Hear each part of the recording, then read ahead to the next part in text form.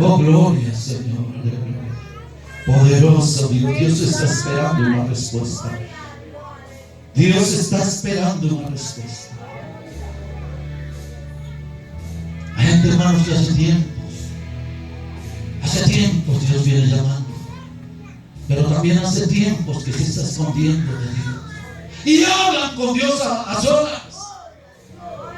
Y hablan con Dios. ¿Por qué te tienes que esconder de Dios? ¿Por qué tienes que oír del llamado de Dios?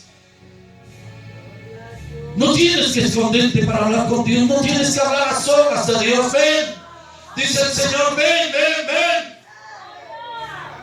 Aleluya. Tú no tienes que decir, yo soy esto, yo soy lo otro, yo he hablado, yo no he hablado, yo tengo voz. No tienes que decir nada.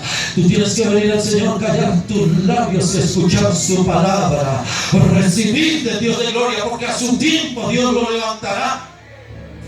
A su nombre